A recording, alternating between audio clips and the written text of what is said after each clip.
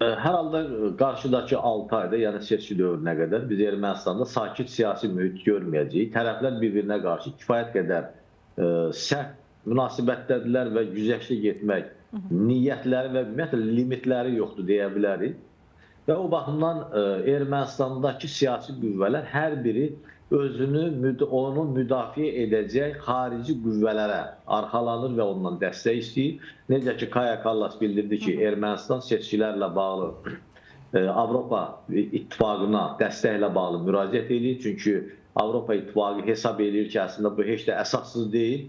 Rusiya tərəfindən seçkilərə kobud müdaxilə ola bilər.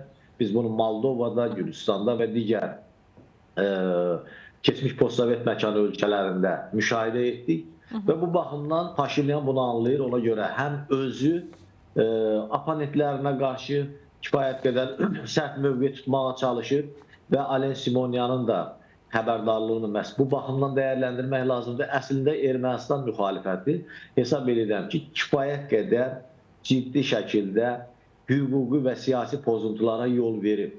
Həm bu Paşinyan hakimiyyətinə qarşı ümumiyyətlə onların davranışlarında biz xeyli qanundan kənar addımları da görmüşük. Bu bir çox dövlət qurumlarına hücumlar, orada müəyyən dağıntılar, zorakılıq hadisələri, bundan başqa dövlət nümayəndələrinə qarşı zorakılıqları gördük. Bundan başqa əslində hakimiyyət nümayəndələrinin təhqir olunmasını gördük ki, bunlar yəni, Oktay bəy, deyirsiniz ki, bu məhz amillər Paşinyanın əlini daha da gücləndirən amillərdir, eləmi? Təbii ki, o zamana qədər ki, müxalifət çox arxain idi, rahat şəkildə Paşinyanı ciddi şəkildə təhqir edirdi. Xatırlayırsa, Türk agenti deyirdilər, agent deyirdilər, çox müxtəlif, ona sərxoş və s. bu cür epitetlər vururdular.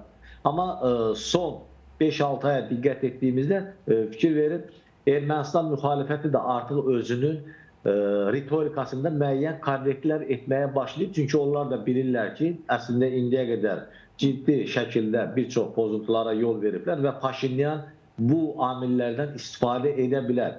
O ki, qaldı müxalifətə, müxalifət əlbəttə ki, Rusiyanın dəstəyinə inanır və Rusiyanın da son dövrlər Ermənistana etdiyi müəyyən xəbərdarlıqlar, həm də ümumiyyətlə Qarabağdan getmək, ermənilər məsələsi, Zəngəzur dəhlizi ilə bağlı məsələlər və digər Avrasiya İttifaqı olsun, Avropa İttifaqı ilə Ermənistan əlaqələri istiqamətində verilən açıqlamalar həm də əslində müxalifəti müəyyən qədər ruhlandırmağa yönəlib.